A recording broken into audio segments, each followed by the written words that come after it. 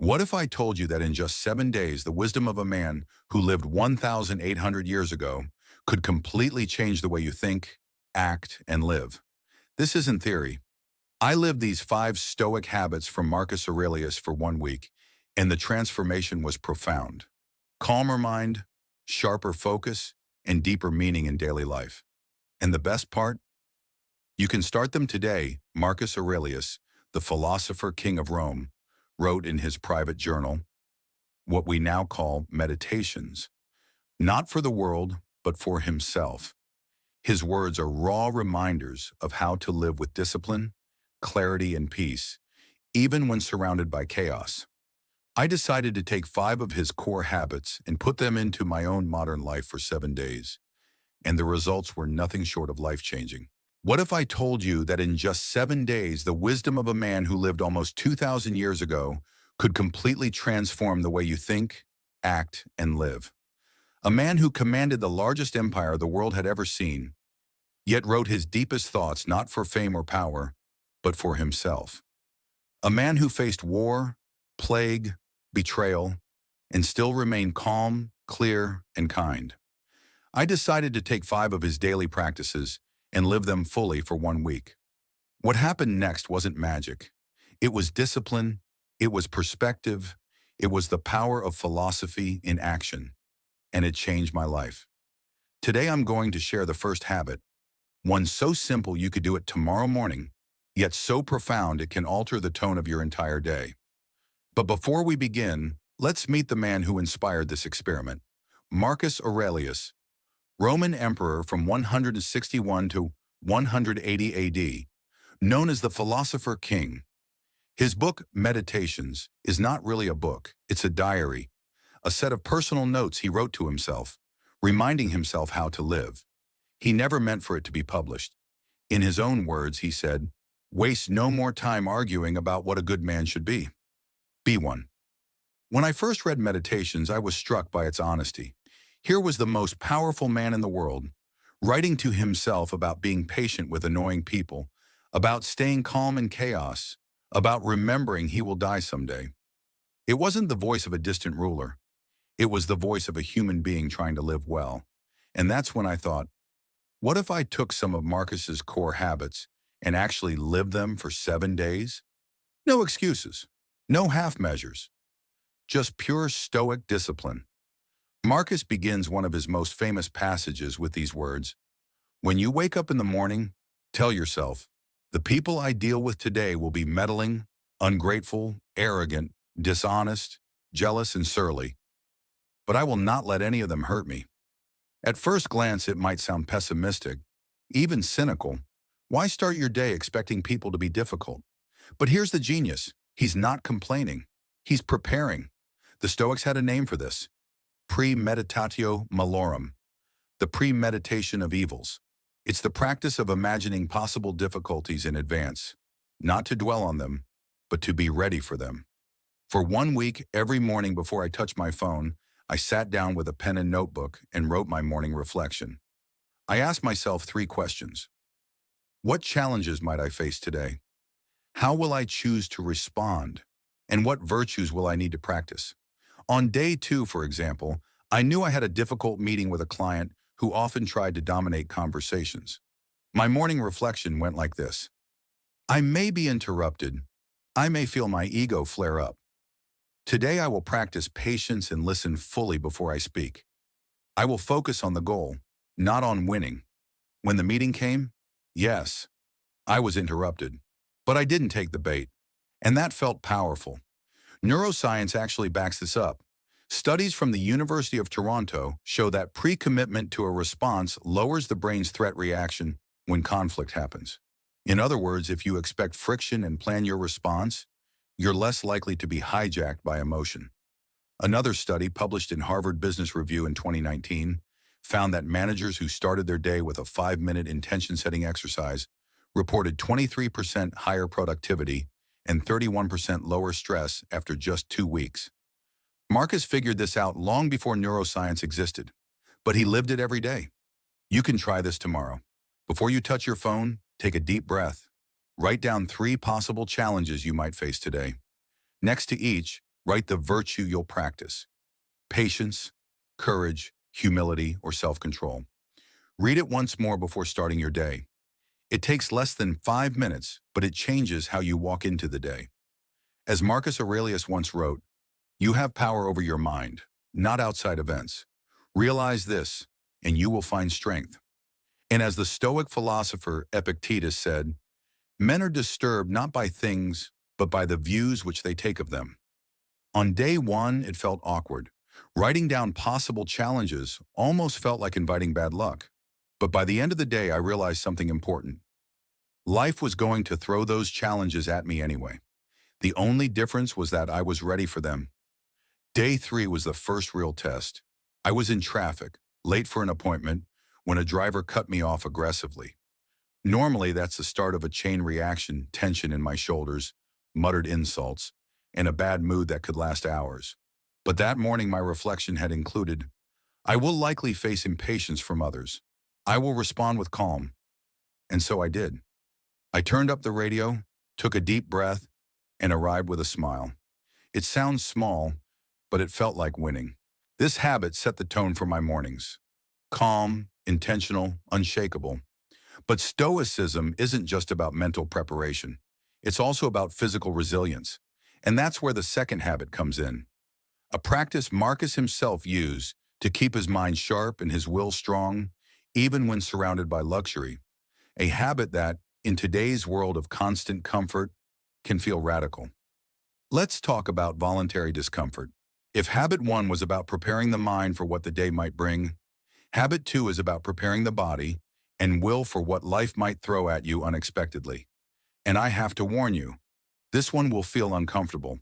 Literally, the Stoics believe that comfort, while pleasant, is one of the most dangerous traps a human can fall into. Because once you become a slave to it, your strength begins to fade without you even noticing. Marcus Aurelius lived in palaces, walked on marble floors, and could have spent his life in endless luxury. But in his private writings, he reminded himself not to depend on comfort.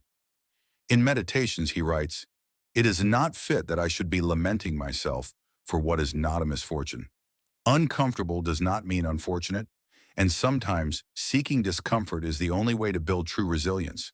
The Stoics had a practice called voluntary discomfort, deliberately exposing yourself to small hardships so that when real hardship arrives, it does not break you. Seneca, one of Marcus's contemporaries, gave this advice: "Set aside a certain number of days, during which you shall be content with the scantiest and cheapest fare, with coarse and rough dress, saying to yourself, 'Is this the condition that I feared?'" For the Stoics, this was not self-punishment. It was self-liberation. Because once you know you can live with less, the fear of losing what you have starts to fade. I decided to commit to one act of voluntary discomfort every day for 7 days. Nothing extreme, just enough to step outside my comfort zone. Day 1 was a cold shower. It lasted 2 minutes but felt like an eternity. My mind screamed, "Get out! Warm up!" But I stayed. My breathing steadied, my mind sharpened, and I stepped out feeling strangely empowered. Day 2, I skipped my morning coffee. By midday, I had a dull headache, but I also realized how much my routine was built around tiny pleasures I treated as necessities. Day 3, I woke before sunrise, put on light clothing in the winter cold, and walked for an hour. The first 10 minutes were miserable, but then something shifted. The cold air woke me up in a way no espresso ever could. Every sound was vivid, every step purposeful. Day 4 was a day without background noise. No music, no podcasts. At first, the silence felt empty, but by evening it felt like space. My thoughts were clearer. My focus was deeper. Day 5, I walked everywhere instead of driving. It took more time, but I noticed things I usually miss. The smell of fresh bread from a bakery. The way sunlight bounced off an old building. Day 6 was fasting. No food for 24 hours. My stomach growled.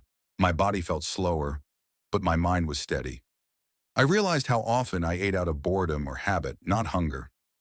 Day 7 combined challenges: a long cold walk, minimal food, and a cold shower.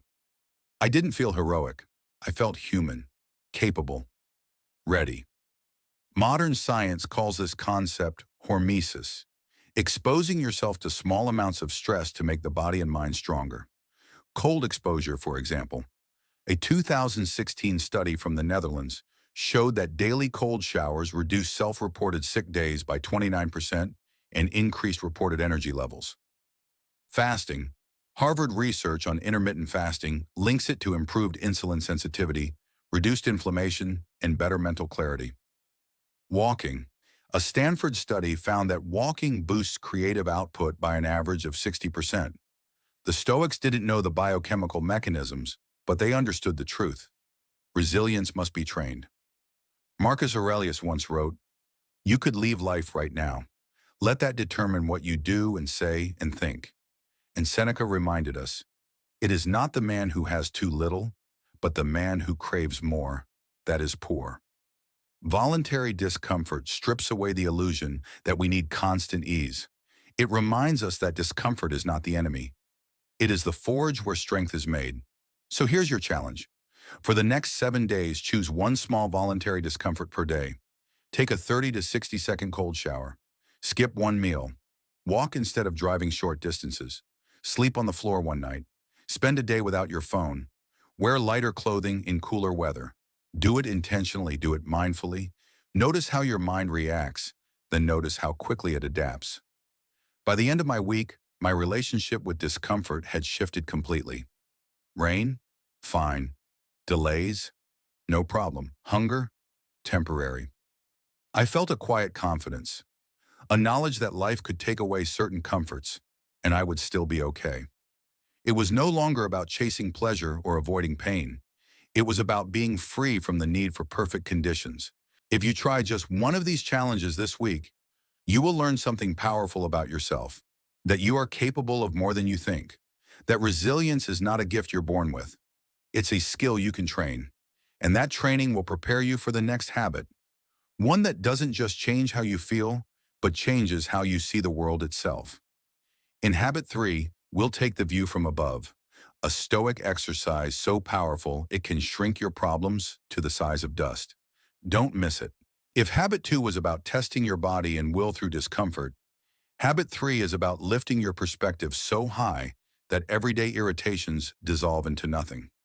The Stoics called it the view from above, and it might be the most humbling, liberating mental exercise you'll ever try. Imagine this. You rise above the street where you live, higher. You see your neighborhood, your city, the curve of the earth. You see continents, oceans, clouds swirling. You see billions of people living their lives, each with worries, dreams, and struggles as vivid to them as yours are to you. And then you realize your current frustration, your current problem, is a speck. Marcus Aurelius practiced this often. In Meditations, he writes, "Consider the whole of time and the whole of substance, and how small a part of it you are. When you see yourself against the vastness of history and the cosmos, your anger loses its heat, your envy its sharpness, your anxiety its grip." For my 7-day experiment, I decided to end each night with this perspective shift. I would close my eyes, take a few deep breaths, and imagine myself rising above my home, then my city, then the earth itself.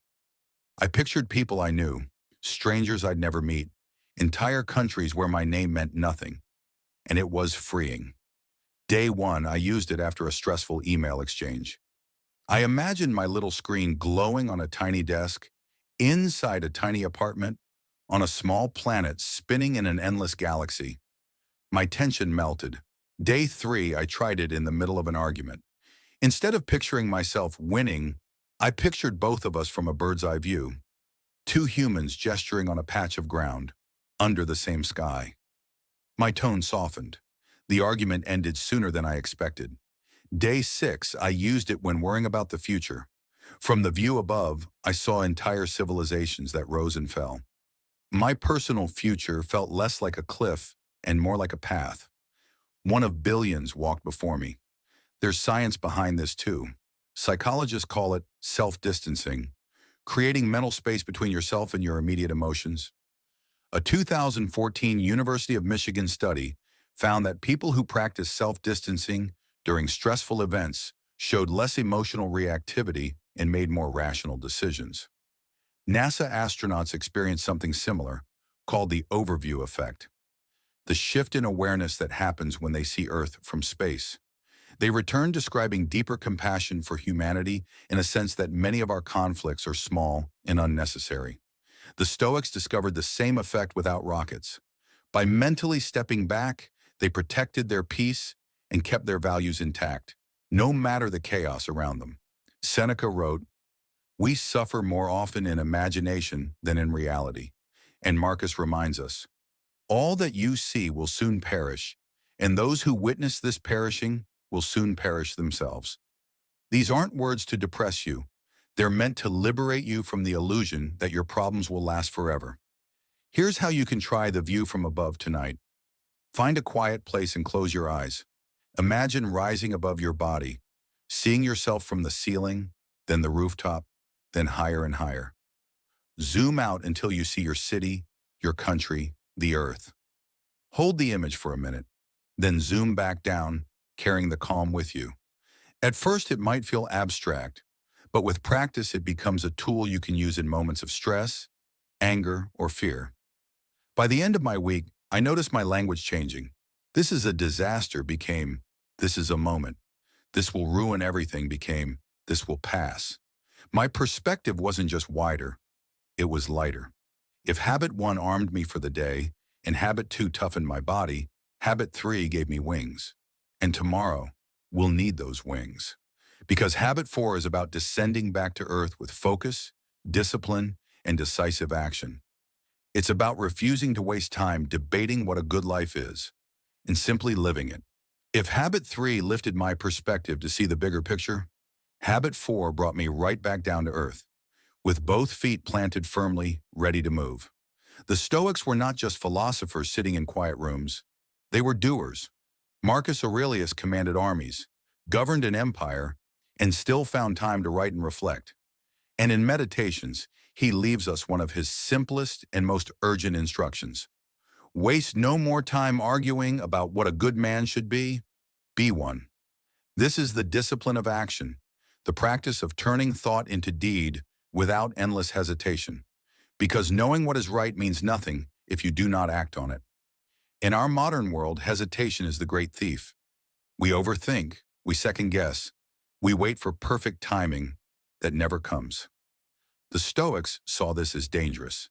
They believed that each day offered a limited number of actions, and those actions should be meaningful, deliberate, and completed without delay.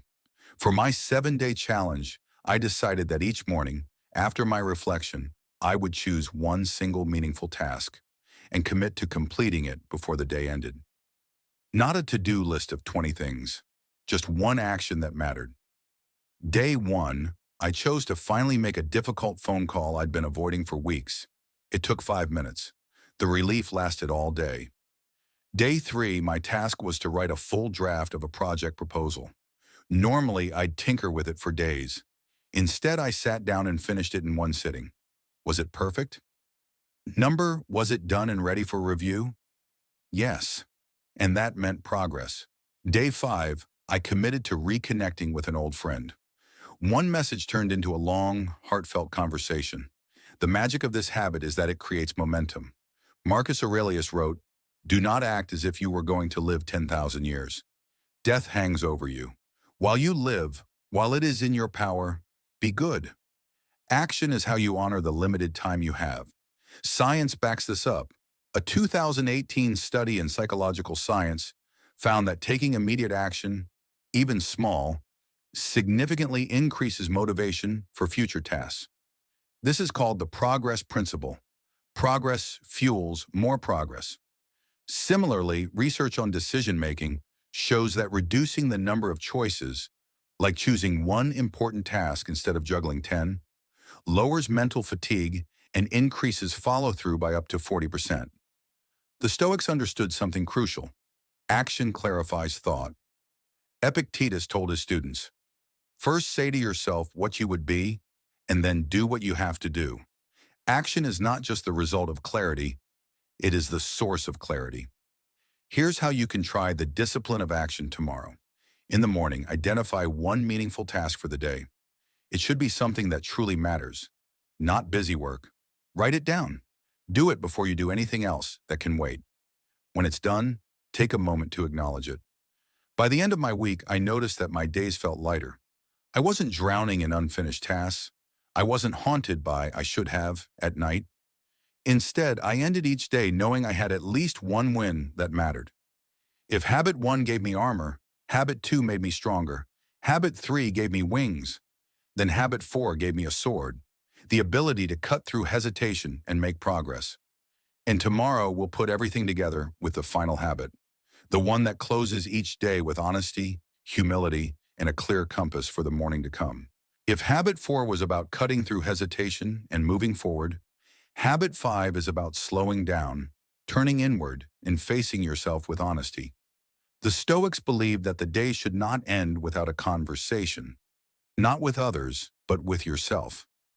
This was the habit of evening self-examination.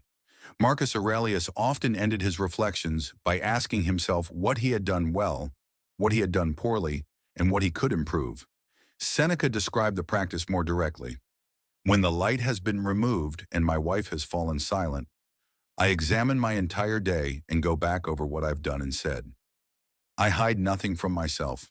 I pass over nothing. For why should I fear any consequence from my mistakes when I can say, "See that you don't do it again. Today I forgive you." This was not about guilt or self-punishment. It was about accuracy, the discipline of truth-telling to yourself. If the morning reflection sets your compass, the evening examination tells you whether you stayed on course. For my 7-day challenge, I committed to spending the last 10 minutes before bed doing this. No phone, no music, just pen, paper, and 3 questions. What did I do well today? What could I have done better? What will I do differently tomorrow? Day 1, my answers were short. I praised myself for finishing my main task, admitted I got distracted on social media for nearly an hour, and resolved to keep my phone in another room during work. Day 3, I found myself writing more honestly.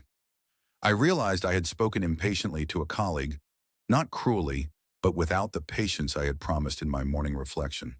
The act of writing it down made it stick in my mind for the next day. Day 6, I noticed a shift. I was catching my mistakes earlier, during the day itself, because I knew I'd have to face them at night. Science backs this up. A study published in Frontiers in Psychology in 2020 found that daily reflective journaling improves self-regulation and emotional stability. Writing down your actions engages the brain's executive function, making it easier to change behavior.